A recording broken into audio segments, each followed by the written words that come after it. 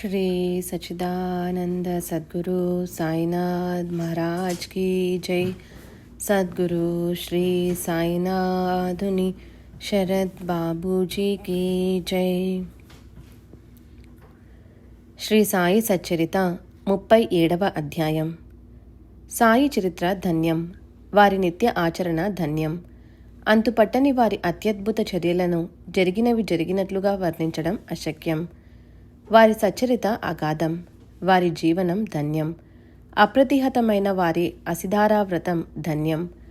బాబా ఒకప్పుడు బ్రహ్మానందంలో ఉన్మత్తుని వలె ఉంటారు.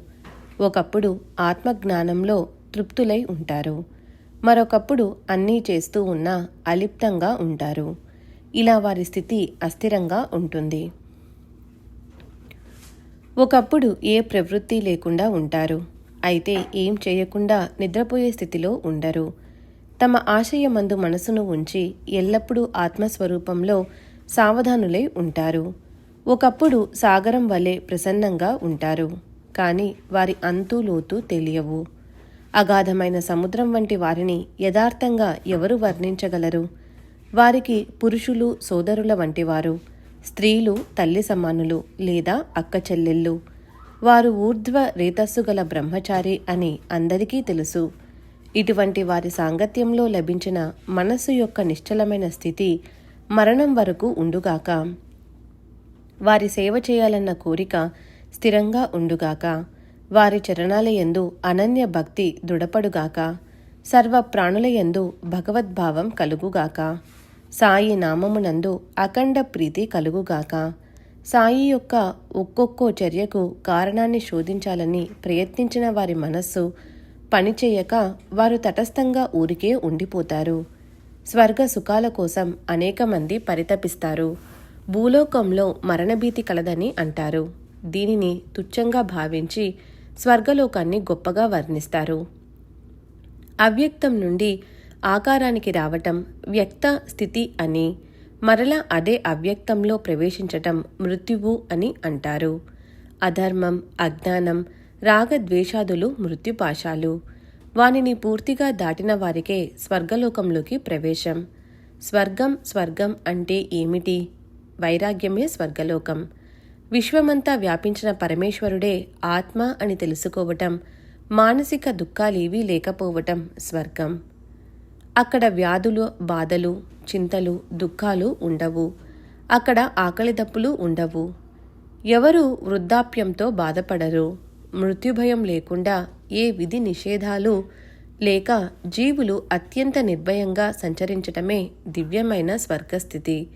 ఆ బ్రహ్మ స్థావరాలలోనూ స్థావర జంగమాలలోనూ సంపూర్ణంగా ఉన్న అదే తత్వం మృత్యువు తరువాత ఉంటుంది.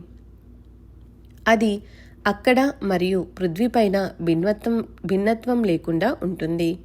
అజ్ఞాన మోహంలో ఉన్న జీవుడు ప్రపంచ వ్యవహారాలను త్యజించినా అతనికి ఉపాధితో కూడి ఉన్న ఆత్మ బ్రహ్మ కానిది వలె భాసిస్తుంది. నేను జీవుణ్ణి, బ్రహ్మను కాను, నేను వేరు, పరబ్రహ్మ నాకంటే భిన్నుడు అన్న భేదజ్ఞానం ఉన్నవారెప్పుడూ మృత్యువు అధీనంలో ఉంటారు. జననం వెనుక మరణం, మరణం వెనుక మరలా జననం. ఈ జనన మరణాల చక్రభ్రమణం వారి వెంటే ఉంటుంది. దుష్కరమైన యజ్ఞ, దాన, తపస్సుల వలన లభించే స్వర్గం నారాయణుని చరణ స్మరణ లేని స్వర్గంలోకంలో ఎందుకు? కేవలం విషయ భోగాలకు స్థానమైన స్వర్గభువనం మనకు అవసరం లేదు. గోవిందుని నామస్మరణ లేని చోటు మనకు ఎందుకు? స్వర్గలోకమైన లేక నరకలోకమైన విషయ సుఖాలలో ఏమీ భేదం లేదు. దేవేంద్రునికైనా గాడిదకైనా సుఖం ఒక్కటే. ఇంద్రుడు నందనవనంలో విహారిస్తే గాడిద పెంటకుప్పలో పొర్లాడుతుంది. అలా సుఖం ఒక్కటే. ఏ కాస్త భేదం లేకుండా సమానంగా ఉంటుంది. పుణ్యం క్షయమైపోగానే పడిపోయే స్వర్గం కోసం ఎందుకు ప్రయత్నించటం? అంతకంటే గొప్ప మహత్వం గల భూలోకంలో జన్మించటం మంచిది కదూ. కల్పం అంటే మానవులకు 432,20,00,000 సంవత్సరాలు. పైగా ఆయువు ఉన్న బ్రహ్మలోకం యొక్క గొప్పదనం ఏముంది? అల్పాయువుతో ఒక్క క్షణం ఉన్న భూలోకం వంటి చోటు మరొకటి లేదు. ఆయువు క్షణభంగురమైన ఏ పనైనా ఒక్క క్షణం చేసినా సర్వం ఈశ్వరార్పణం అని చేసేవారికి అభయస్థానం ప్రాప్తిస్తుంది. భగవద్భక్తులు లేని ప్రదేశం, గురువుల కథావర్ణన, హరి సంకీర్తన, సంగీత నృత్యాలు, దేవుని పూజ చేయని స్థానం ఎందుకు పనికి వస్తుంది? బ్రహ్మ ఆత్మ ఒక్కటే అన్న అనుభవ జ్ఞాన ప్రాప్తికి అత్యంత శ్రేయస్కరమైన సాధనకు గొప్ప స్వర్గలోకం కంటే భూలోకమే ఉత్తమం. కాయ వాచ మనస పంచ ప్రాణాలను గురువుకు సమర్పించి నిశ్చయాత్మక బుద్ధిని కూడా ఆత్మలో లీనం చేసి అన్ని విధాల గురువు అధీనంలో ఉండాలి. ఈ విధంగా సద్గురువుకు శరణుజొచ్చితే భవభయమనే మాట ఎందుకు ఉంటుంది? సకల దుఃఖాలను నివారించేవారుండగా ఇక ప్రాపంచిక కష్టాల గురించిన చింత ఎందుకు? అజ్ఞానం ఉన్న చోట భార్యాబిడ్డలు, పశుపక్షులు మొదలగు మాయా బంధనాలున్న చోట అహర్నిశలు ప్రపంచ చింతే ఉంటుంది. కానీ మంచి ఆలోచనలు అసలు రావు. ఈ అన్నిటికీ మూల కారణం అజ్ఞానం. ఇది అనేకత్వాన్ని, భ్రమను కలిగిస్తుంది. అందువలన ఆచార్యుల వద్ద సంస్కృతంలో ఉన్న వేద జ్ఞానాన్ని సంపాదించుకోవాలి. అజ్ఞానం తొలగిపోతే అనేకత్వ జ్ఞానం అనుమాత్రమైనా ఉండదు. ఈ ఏకత్వ జ్ఞానం కలిగిన వారికి జనన మరణాలు వదిలిపోతాయి. భేద దృష్టి ఏ కాస్త ఉన్నవారైనా జనన మరణాల కష్టాలలో పడతారు. ప్రళయం మరియు సృష్టి వారి వెనకే ఉంటాయి. శ్రేయస్కరమైన విషయాన్ని ఆశించటం నిస్సందేహంగా జ్ఞానం. ప్రేయాన్ని మాత్రమే ఆశించటం అజ్ఞానం. మృత్యువే గొప్ప భవభయం. దాని నుండి నిర్భయులం కావాలంటే గురుచరణ ద్వయాయాలను గట్టిగా పట్టుకోండి. వారు అద్వైత బుద్ధిని ప్రసాదిస్తారు. ద్వైతం ఉన్నది అంటే అక్కడే భయం కూడా ప్రవేశిస్తుంది. నిర్విశేష భేదరహితుడైన గురు చరణ సేవలో ఉన్నవారికి భయం ఏమాత్రం ఉండదు. గురువు నొసటన నిర్మలమైన ప్రేమ చందనాన్ని అద్దండి. వారికి భక్తిభావమనే పీతాంబరాన్ని కట్టండి. వారు తమ భక్తులకు విశ్వంభరుణ్ణి చూపిస్తారు. దృఢమైన శ్రద్ధ అనే సింహాసనాన్ని వారికి సమర్పించి అష్టభావాల ఆనందాశ్రు జలాలతో అభిషేకం చేస్తే వారు వెంటనే ప్రసన్నులవుతారు. భక్తి మేకలను వారి నడుముకు చుట్టి సర్వస్వాన్ని వారికి అర్పించి ప్రీతితో చివరి ఆరతిని ఇవ్వండి. ఏదైనా కార్యం నశించిపోయినా అది తన అస్తిత్వాన్ని ఆశ్రయించే ఉంటుంది. రాతితో కుండను పగలగొట్టితే ఆ కుండ ఆకారం మాత్రమే పోతుంది.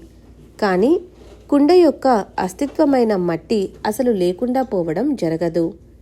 విరిగిన కుండ పెంకులతో కుండ ఆకారాన్ని మరలా పొందవచ్చు. కనుక ఏ కార్యం నశించిపోయినా అది తన అస్తిత్వాన్ని ఆశ్రయించే ఉంటుంది. ఇదే విధంగా ఎవరి మరణమైనా పర్యవసానం శూన్యత్వం కాదు. ఏ కార్యమైనా కారణం లేకుండా ఉండదు. అవ్యక్తం వ్యక్తమైనా అది ఎల్లప్పుడూ సత్యాన్ని ఆశ్రయించి ఉంటుంది. అనుభవం ద్వారా ఇది అందరికీ తెలిసిందే. సూక్ష్మత్వంలోని న్యూనాధిక్యతలు కూడా దీనినే తెలుపుతాయి. స్థూలమైన కార్యం నాశనమైన సూక్ష్మ కారణం మిగిలి ఉంటుంది. అది కూడా నశించిపోతే అంతకంటే సూక్ష్మమైనది మిగిలి ఉండి సకలేంద్రియాలు, మనస్సు, బుద్ధి యొక్క విషయ గ్రహణ శక్తి క్షీణించిపోతుంది. తాత్పర్యం బుద్ధి కూడా అలసిపోయిన చోట వ్యక్తం అవ్యక్తమవుతుంది. కానీ దాని అస్తిత్వం పోదు. అది సదా సర్వత్రా ప్రకాశిస్తూ ఉంటుంది. బుద్ధి కోరికలను ఆశ్రయాన్నిస్తుంది. ఆ బుద్ధి నశించిపోగానే వెంటనే ఆత్మోదయమై అక్షయపద ప్రాప్తిస్తుంది. అజ్ఞానం, మాయ, కోరికలు, కర్మ ఇవే మృత్యువు యొక్క ముఖ్య ధర్మాలు. ఇవన్నీ ఉపశమిస్తే బంధనాలు తొలగిపోతాయి. బంధనాలన్నీ విడిపోగానే, మేఘాల అడ్డు తొలగిపోగానే దేదీప్యమానంగా ప్రకాశించే రవిలా ఆత్మ అనాయాసంగా సాక్షాత్కరిస్తుంది. ఈ శరీరమే నేను, ఈ ధనం నాది అనే భావనను శరీరాభిమానం అని అంటారు.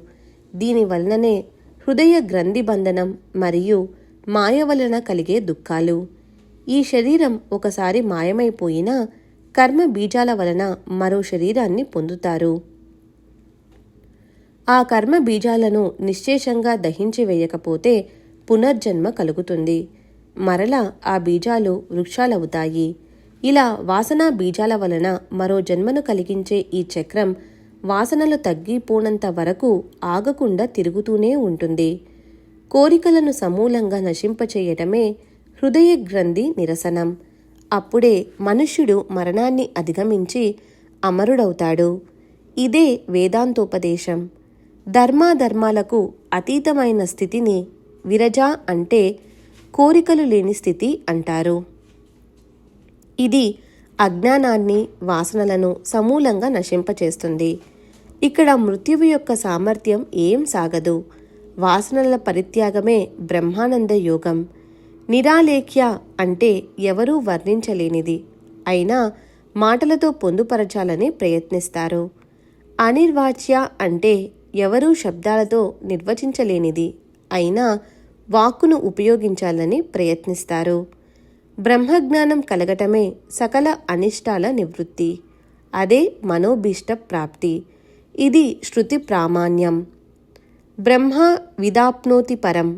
బ్రహ్మను తెలుసుకున్న వారికి పరమపద ప్రాప్తి. బ్రహ్మానందానికి ఇదే అంతిమ సాధనం. ఇంతకంటే పరమశ్రేష్టమైనది ఏముంటుంది? తరతిశోక్కమాత్మవిత్. ఆత్మను తెలుసుకున్నవారు దుఃఖం నుండి తరిస్తారు. అజ్ఞానానికి మూలమైన భవార్ణవాన్ని దాటటానికి బ్రహ్మజ్ఞానమే ఉపాయం. ఇదే సకల ప్రాప్తికి సాధనం. సంపూర్ణ శ్రద్ధ మరియు ధైర్యం, ఈ రెండు ఉమామహేశ్వరులు. వారి కృపాహస్తం శిరస్సుపై లేకపోతే హృదయంలోని విశ్వంభరుడు కనిపించడు. సాయినాథ గురువర్యుల వచనాలు అమోఘమైన శక్తి కలవి. శ్రద్ధానిష్టలతో పాటు సహనం కూడా ఉంటే మహా ఐశ్వర్యాన్ని పొందుతారని వారు చెప్పారు. ఈ దృశ్య జగత్తు అంతా అసత్యం, అంటే అస్తిత్వం లేనిది అని దీనిని ఒప్పుకోవలసినదే. స్వప్నంలో ప్రత్యక్షంగా చూచినదంతా మేలుకోగానే అదృశ్యమైపోతుంది. బుద్ధి ఇంతవరకే ఆలోచించగలదు, మరియు ఆత్మస్వరూప విషయంలో సరియైన అవగాహన ఇంతవరకే. కానీ సత్ మరియు అసత్ అనేవి లేవు అన్న తత్వం యొక్క భావనే నిజమైన ఆత్మ. సదాది ప్రత్యయ వర్జితము, స్త్రీ పురుష భేదాలు, విశేష గుణాలు లేనిది మరియు అనేక విధాలుగా వర్ణింపబడ్డ సర్వవ్యాపి అయిన ఆత్మ యొక్క స్వరూపం గురురూపం. ఈ ఆత్మ సర్వ విశేషరహితం, జరాజనన మరణాలకు అతీతం, ప్రాచీనం, శాశ్వతం, ఎప్పుడూ వినాశరహితం. నిత్యము, పురాతనము, జన్మలేని ఆత్మ ఆకాశం వలె సర్వత్రా వ్యాపించి ఉంటుంది. ఆత్మ అవిచ్ఛిన్నం, వృద్ధి లేనిది, మార్పు లేనిది, శబ్దము రూపము లేనిది, అనాది, అనంతం, అవ్యయం, ఏ వాసనా రుచి లేనిది, అలిప్తం. ఆత్మస్వరూపాన్ని ఎవరు వర్ణించగలరు? కళ్ళకు కనిపించని ఇటువంటి నిర్గుణమైన ఆత్మ అజ్ఞానం వలన తెలియబడటం లేదు.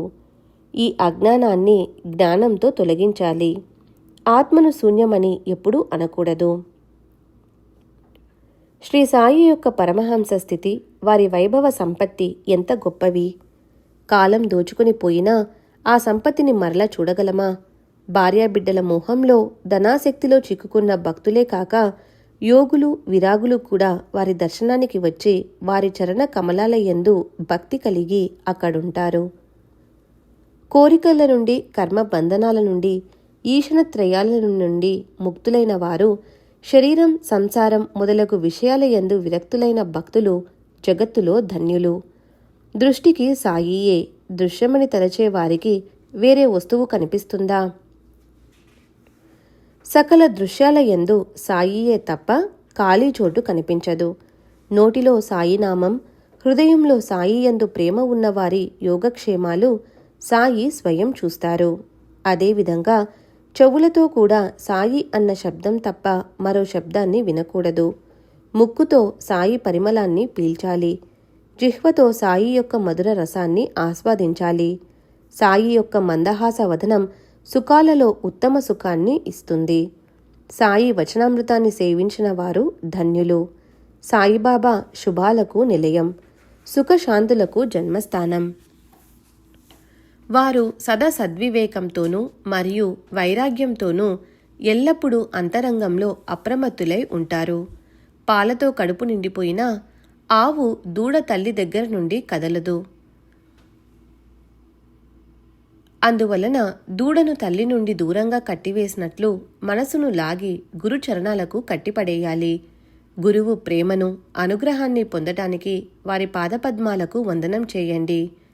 వారు చేసిన హితబోధను చక్కగా తెలుసుకొని అనుక్షణము అనుభవాలను పొందండి. ఇంద్రియాలు యథేచ్ఛగా విషయాలలో రమిస్తున్నా హృదయంలో సాయి యందు ప్రీతి కలిగి ఉండండి. అదే చివరకు స్వార్థం, పరమార్థం రెండిటికీ పనికి వస్తుంది. మంత్రసిద్ధిగల మాంత్రికుడు అంజనం వేసి భూమిలో ఉన్న నిధిని చూపించినట్లే గురు చరణాల ధూళితో నిండిన కళ్ళు జ్ఞాన విజ్ఞానాలను తెలుసుకుంటాయి. సిద్ధపురుషుల లక్షణాలు సాధకులకు సాధనాలు. వానిని సంపాదించుకోవటానికి తెలివిగా గట్టి ప్రయత్నంతో అభ్యాసం చేయాలి. పాలలో నెయ్యి ఉంటుంది, కానీ పాలను కాచి పెరుగు వేసి తోడు పెట్టకపోతే మజ్జిగ కానీ వెన్న కానీ రాదు. మజ్జిగను చిలకకుండా వెన్న లభించదు. వెన్నను మంటపై కాచకపోతే రుచికరమైన నెయ్యి లభించదు. పూర్వపు అభ్యాసం వలన కలిగిన బుద్ధి కుశలత, సంస్కార బలము అవసరం. అభ్యాసం లేకుండా చిత్తశుద్ధి జరగదు. చిత్తశుద్ధి లేక జ్ఞానం కలగదు. అంతఃకరణం నిర్మలంగా ఉంటేనే ఆత్మప్రాప్తి. కనుక ఆత్మసాక్షాత్కారం ప్రాప్తించే వరకు భగవద్భక్తి విడిచిపెట్టరాదు. ఆత్మజ్ఞాన మందిర నిర్మాణానికి, దానిపై వైరాగ్య ధ్వజం ఎగరటానికి మరియు 4 రకాల ముక్తి అనే కలశాలు నిలపటానికి భగవద్భక్తి అనే పునాది అవసరం. శ్వాన సూకరాలు రాత్రింబవళ్ళు బురదలో పొర్లుతూ మలాన్ని తింటూ విషయభోగాలను అవి కూడా అనుభవిస్తాయి. మానవ శరీరానికి కూడా అవే ఉంటే అందులో గొప్పతనం ఏముంది? చిత్తశుద్ధిని కలిగించి అఖండ బ్రహ్మసిద్ధిని ప్రాప్తింపచేసే స్వధర్మాచరణమను తపస్సును శరీరంతోనే సాధించాలి. సాధు సత్పురుషుల సేవ ముక్తికి నిలయం. స్త్రీ లోలత నరకద్వారమని పెద్దలు చెప్పిన మాటలను ఎప్పుడూ గుర్తుంచుకోవాలి. సదాచార సంపన్నులై ఉండి శరీర ధారణకు మాత్రం అన్నం తింటూ ఇల్లు, ఇల్లాలు, పిల్లలు వగైరాల యందు ధ్యానం లేని సాధువులు ధన్యులు. సతతం సాయిబాబాను ధ్యానించే వారి అనుభవ విశేషాలను గమనించగా అట్టి వారికి సాయి రుణపడి వారిపై స్వయం శ్రద్ధ వహిస్తారు. నామస్మరణ మహత్యం ధన్యం. గురువు కూడా భక్తులను స్మరిస్తారు. ధ్యానించేవాడు ధ్యేయ స్థితిని పొంది తన పూర్వస్థితిని పూర్తిగా మరచిపోతాడు. మీరు చేసే పనులు మీకు బాగా తెలుసు, నాకు మాత్రం అహర్నిశలు మీ చింతే అని పలికిన బాబా యొక్క ప్రేమమయ వాణి అనేకులకు గుర్తు ఉండే ఉంటుంది. మనకు జ్ఞానకథలు అవసరం లేదు. సాయి యొక్క ఈ చరిత్ర చాలు. మన నెత్తిమీద ఎన్ని పాపాలు ఉన్నా ఇది మనలను కష్టాల నుండి రక్షిస్తుంది. దీనిని నిత్యం పారాయణ చేయలేకపోతే ఇందులోని గురుభక్తి గురించిన ప్రకరణాలను నియమంగా చదివి వానిని హృదయానికి ఆభరణంగా చేసుకోండి. ప్రతిరోజు ఏ సమయంలోనైనా ఈ చరిత్రను పఠించే భక్తులకు గురువుతో సహా శ్రీహరి తప్పక లభిస్తాడు. ఈ గ్రంథాన్ని నిరంతరం పఠించే వారి గృహంలో లక్ష్మి ఎల్లప్పుడూ నివసిస్తుంది. సహనంతో ఒక సప్తాహం పారాయణ చేసేవారి దారిద్ర్యం తొలగిపోతుంది. దీనిని నేను చెబుతున్నట్లుగా భావించకండి. దాని పట్ల మనసులో సందేహాలు ఉత్పన్నమవుతాయి. సాయియే నా నోటితో చెప్పిస్తూ ఉన్నారు కనుక అనవసరమైన ఆలోచనలను మానండి. సకల గుణాలకు నిధి అయిన ఈ సాయి తమ భక్తులకు కైవల్యాన్ని ప్రసాదిస్తారు. కలియుగంలోని పాపాలను నశింపచేసే వారి కథలను శ్రోతలు శ్రవణం చేయండి. ఇటువంటి సత్పురుషుల చరిత్ర ముందు స్వర్గసుఖము ఏపాటిది? తక్షణం ఫలితాన్నిచ్చే ఈ సచరితను వదలి స్వర్గం వైపు ఎవరు చూస్తారు? సుఖం, దుఃఖం ఇవి చిత్త వికారాలు. సత్సంగంలో ఏ వికారాలు ఉండవు. సత్సంగం చిత్తాన్ని చైతన్యంలో విలీనం చేసి సుఖదుఖాలకు తావు లేకుండా చేస్తుంది. విరాగికి ఏకాంతంలో లభించే సుఖం, భక్తునికి భక్తి ద్వారా లభించే సుఖం ఇంద్రునికైనా ఏ చక్రవర్తికైనా కల్పాంతంలో కూడా లభించదు. ప్రారబ్ధ కర్మ భోగం బలవత్తరమైనది. బుద్ధి కర్మానుసారం పుడుతుంది. అయినా ఈ విధి నిర్ణయాలను భక్తుడు తప్పించుకోగలడు. భగీరథ ప్రయత్నం చేసినా ప్రారబ్ధ కర్మభోగం తప్పదు. జరుగనున్నది తప్పక జరుగుతుంది. దాని నుండి తప్పించుకోవటం అశక్యం. వద్దనుకున్నా వచ్చిపడే దుఃఖం వలనే సుఖం కూడా అనుకోకుండా వస్తుంది. ఈ శరీరాల ప్రారబ్ధగతి సత్పురుషులకు ముందే తెలిసి ఉంటుంది. అఖండ సాయినామ సంకీర్తన, ఇదే మన తపస్సు, వ్రతం, దానం, ధర్మం. తరచూ షిరిడీ ప్రయాణమే మన తీర్థయాత్ర పర్యటన. సాయిబాబాకు అనన్య శరణుజొచ్చి సాయి సాయి అని వారి నామాన్ని స్మరించటమే మంత్రానుష్ఠానం. అదే ధ్యానం, అదే పురశ్చరణ. వారి యందు నిష్కపటమైన ప్రేమను కలిగి ఉండటమే వారి వాస్తవమైన పూజ. అమోఘమైన వారి లీలల యొక్క అనుభవాలను అంతరంగంలో తెలుసుకోండి. ఇక బెల్లపు తయారీ చాలు. మనకు వెంటనే బెల్లం కావాలి. పూర్వం సూచించిన రసభరితమైన కథను శ్రవణం చేయటానికి అందరూ ఉత్సుకతతో ఉన్నారు. ఇటువంటి శ్రోతల శ్రద్ధను గమనించి సూచించిన కథా విశేషాన్ని వినటంలో వారి మనస్సు ఏకాగ్రంగా ఉండాలని నేను గ్రంథ విస్తారాన్ని తగ్గించాను. పామరుణ్ణి, మందమతినైన నేను కావ్యరచనా పద్ధతిని ఎరుగను. కలం పట్టుకుని ఉన్న నా చేతిని పట్టుకొని సాయి స్వయంగా రాయిస్తుంటే నేను రాస్తున్నాను. నా బుద్ధి ప్రదాత సాయి అండ లేకుండా నేనీ చరిత్రను ఎలా రాయగలను? వారి కథలను వారే చెప్పిస్తారు, రాయించేది కూడా వారే. ఇప్పుడు కథానుసంధానం, చావడి ఊరేగింపు మరియు బాబా వంటపాత్ర మరియు ప్రసాద వితరణ గురించి చెబుతానని మాట ఇచ్చాను. ఆ కథల వివరణను వినండి. ఇంకా ఆ విషయాలకు సంబంధించిన వానిని లేదా గుర్తుకు వచ్చిన వేరే కథలను చెబుతాను. శ్రోతలు శ్రద్ధగా వినండి. సాయి కథలలోని విశిష్టత ధన్యం. వాని శ్రవణ ప్రభావం ధన్యం. వానిని మననం చేయటం వలన మన నిజస్వభావం ప్రకటమై సాయి చరణాలయందు సద్భావం కలుగుతుంది. ఇప్పుడు ముందుగా చావడిని గురించి వర్ణిస్తాను. బాబా నియమంగా రోజు విడిచి రోజు చావడిలో శయనించేవారు. ఒక రాత్రి మసీదులో, రెండవ రాత్రి చావడిలో గడిపేవారు. ఇలా ఈ పద్ధతిని వారి సమాధి వరకు కొనసాగించారు. తరువాత క్రీస్తు శకం 1909 సంవత్సరం డిసెంబరు 10వ తారీఖు నుండి సాయిబాబాకు చావడిలో పూజార్చనలు, భజనలు మొదలయ్యాయి. ఆ చావడి సమారంభాన్ని యథాశక్తి చెప్పనారంభిస్తాను. సాయి దయ అనే ఉత్సాహంతో పరమాత్మ ప్రాప్తి కలుగుతుంది. బాబా చావడికి వెళ్లే రోజు భజన మండలి వారు మసీదుకు వచ్చి మధ్యాహ్నం 2వ జాము వరకు మండపంలో భజన చేసేవారు. వెనుక వైపు శోభాయమానంగా రథం, కుడివైపు తులసి బృందావనం, వాని ఎదుట బాబా కూర్చునేవారు. మధ్య భజన చేసే భక్తులు. హరి సంకీర్తనలో ప్రేమ ఉన్న భక్తులు, స్త్రీలు, పురుషులు త్వరత్వరగా సభామండపంలోకి వచ్చి భజనను హాజరయ్యేవారు. ఒకరు తాళాలు, ఒకరు చిరుతలు, ఒకరు మృదంగం, ఒకరు కంజీరా మ్రోగిస్తూ పెద్ద స్వరంతో భజన చేసేవారు. సాయి సమర్థులు సూదంటురాయి వలె తమ సహజమైన ఆకర్షణ శక్తితో ఇనుము వంటి జడులైన భక్తులను వారికి తెలియకుండానే తమ పాదాల వద్దకు లాక్కొని వచ్చేవారు. దివిటీల వారు ప్రాంగణంలో దివిటీలను వెలిగించేవారు.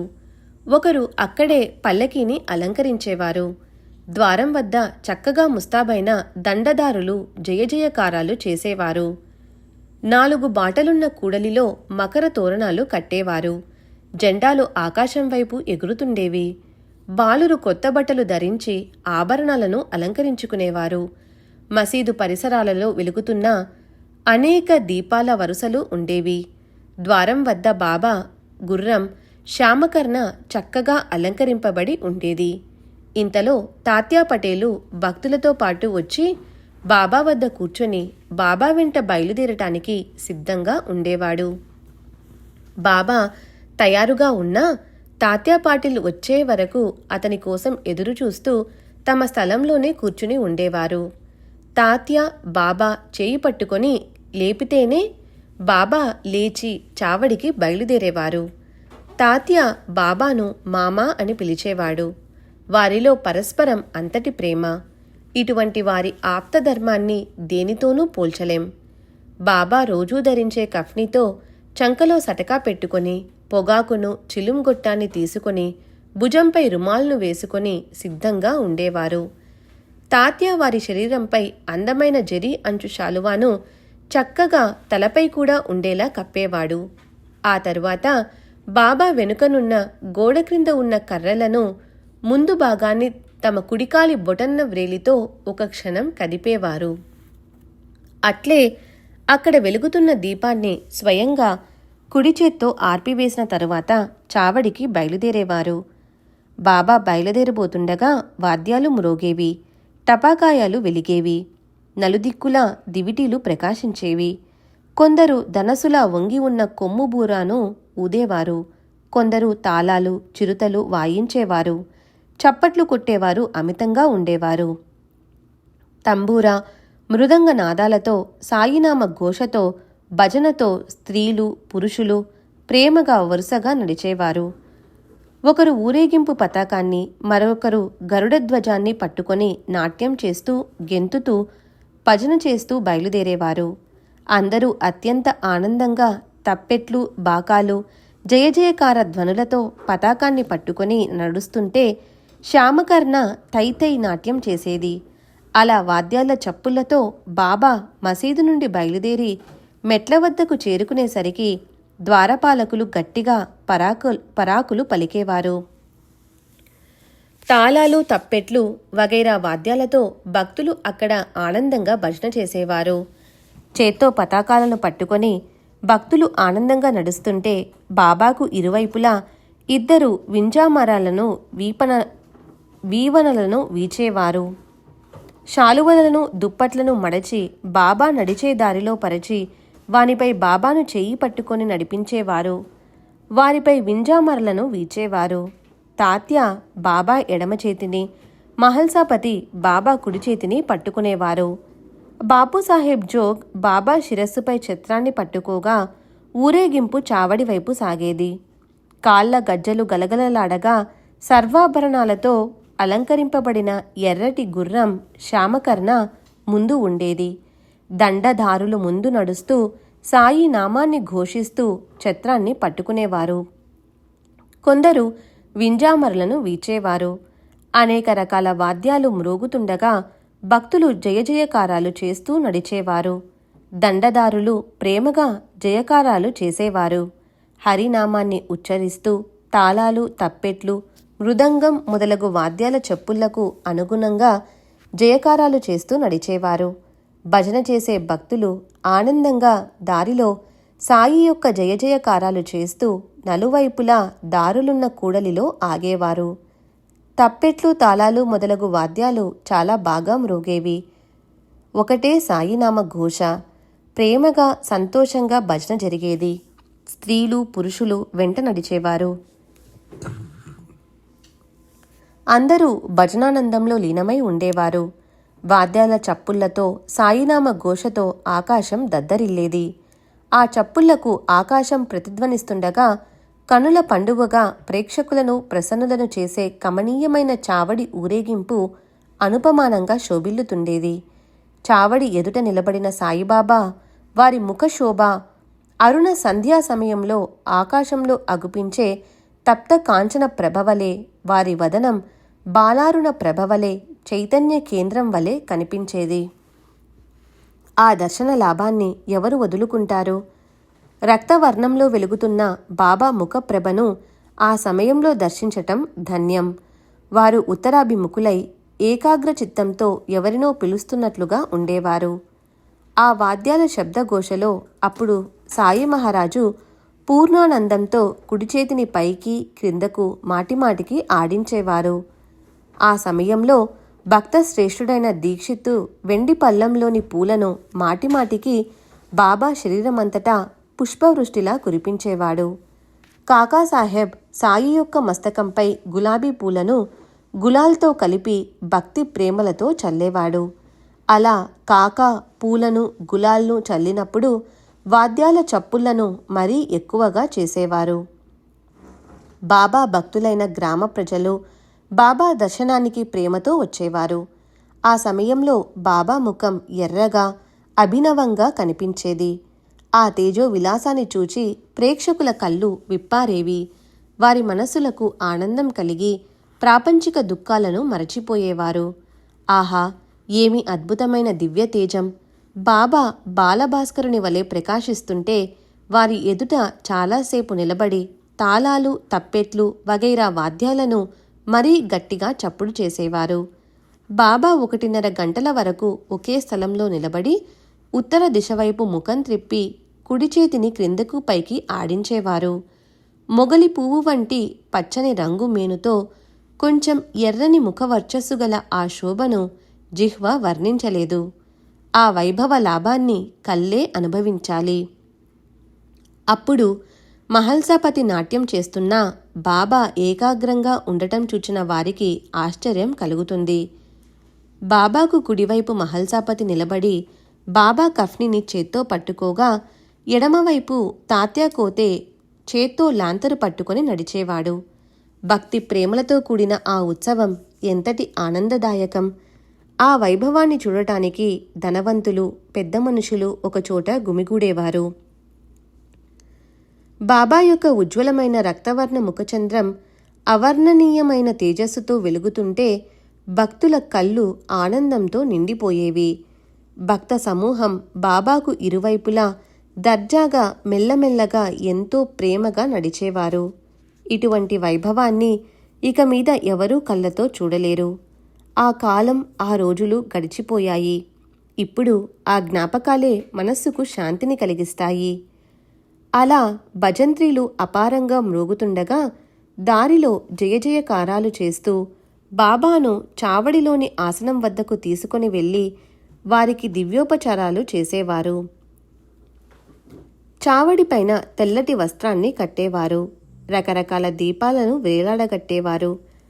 వాని ప్రకాశం అక్కడక్కడా వేలాడదీసిన అద్దాలలో ప్రతిఫలించి ఆ దృశ్యం అత్యంత ప్రకాశవంతంగా ఉండేది. భక్తులందరూ చావడిలో గుమిగూడేవారు. తాత్యాబా ఆసనం వేసి బాబాను పట్టుకొని దానిపై కూర్చుండబెట్టేవాడు. ఎత్తుగా తయారు చేసిన ఆసనం వెనుక బాబా ఆనుకోవటానికి బాలీసును వేసేవారు. బాబా కూర్చుండగానే వారిపై అంగరకాను కప్పేవారు. అలా దివ్యాంబరాలను కప్పి ఆనందంగా పూజ చేసేవారు. పూల మాలలను వేసి గట్టిగా పాడుతూ ఆరతినిచ్చేవారు. పరిమళ చందనాన్ని, సుగంధ ద్రవ్యాలను వారి చేతులకు పూసేవారు. విలువైన వస్త్రాలతో అలంకరించి శిరస్సుపై కిరీటాన్ని ఉంచి చూచేవారు. ఒకప్పుడు సువర్ణ కిరీటాన్ని, మరొకప్పుడు తురాయితో ఉన్న తలపాగాను పెట్టేవారు.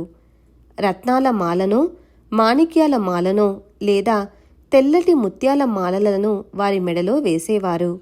ఇవి దీపాల వెలుతురులో బాగా దగదగా మెరుస్తుండేవి. బాబా నొసటన కస్తూరి పరిమళంతో నల్లటి నామాన్ని పెట్టి వైష్ణవ పద్ధతిలో మధ్య నల్లటి తిలకం కూడా పెట్టేవారు.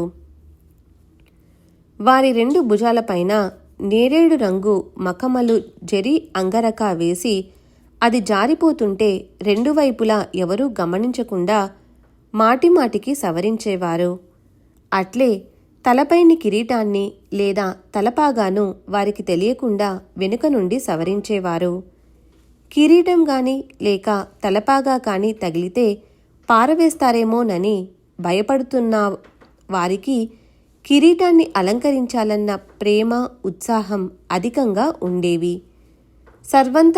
సర్వాంతర్యామి అయిన సాయి భక్తులు వెనుక దాగి చేస్తున్న దానిని తెలుసుకోలేరా? భక్తుల ఉత్సాహాన్ని గని ఏమీ ఎరుగనట్లు మౌనంగా ఉండేవారు. బ్రహ్మానందంతో విరాజిల్లుతున్న వారికి జరి అంగరక ఆభరణాలు అలంకారాలా? ఆత్మశాంతితో శోభిల్లుతున్న వారికి కిరీటం అలంకారమా? అయినా అనేక రకాల అందమైన అలంకారాలతో బాబాను శృంగారించేవారు.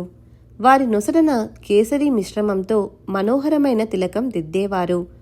ఒకరు రత్నాల మాలనో, ముత్యాల మాలనో, వారి కంఠానికి అలంకరిస్తే మరొకరు వారి నొసటన తిలకం దిద్దేవారు. అలా బాబా భక్తుల ముచ్చటలను తీర్చేవారు.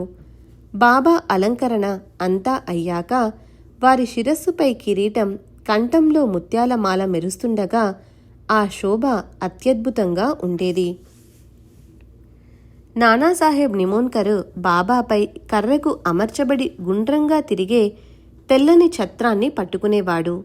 బాపూసాహెబ్ జోగ్ సాయి సద్గురు చరణాలను ప్రేమగా ప్రక్షాళనం చేసి అర్ఘ పాద్యాదులను భక్తిగా అర్పించి యథావిధిగా పూజ చేసేవాడు.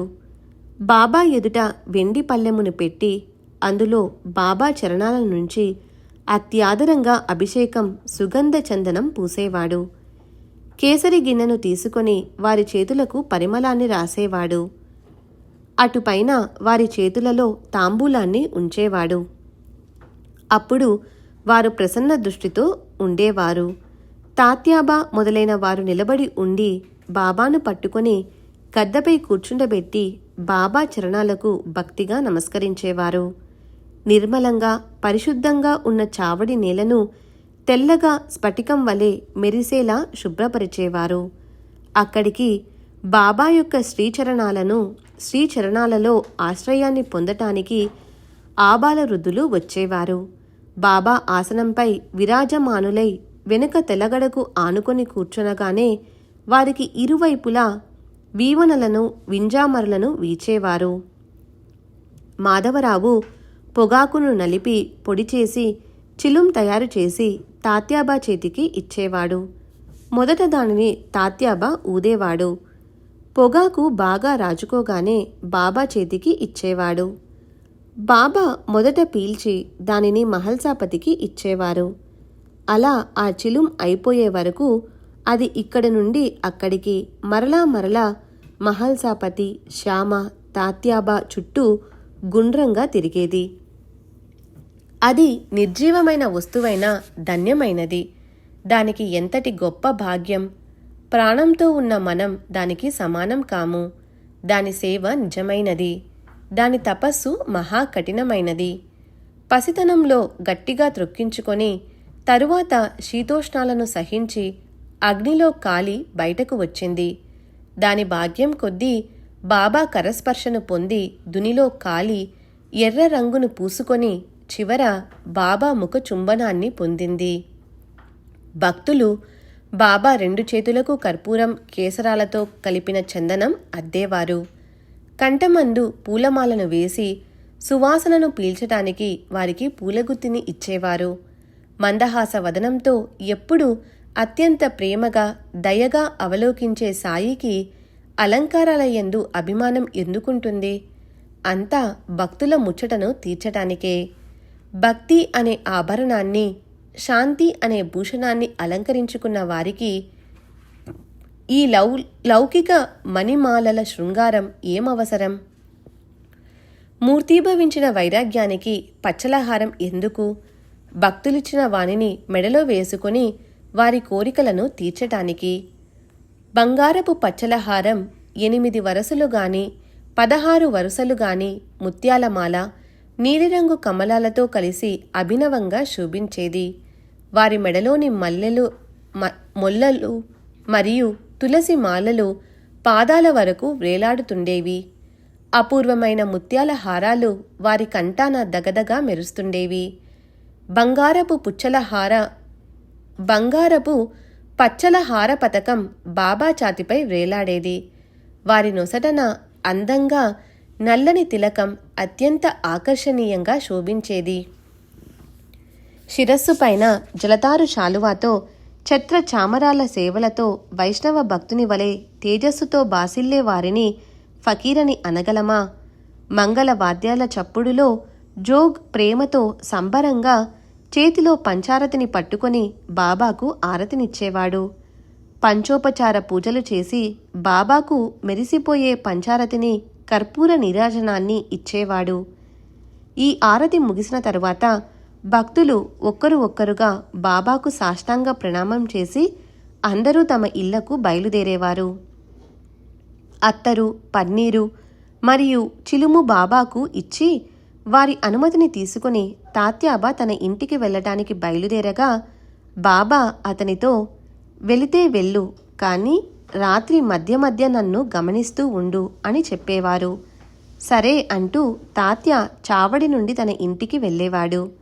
అలా జనమంతా వెళ్ళిపోయాక బాబా స్వహస్తాలతో మూటను విప్పి, దోవదులను తీసి, మడతలను విప్పి తమ చేతులతో తమ పక్కను పరుచుకునేవారు.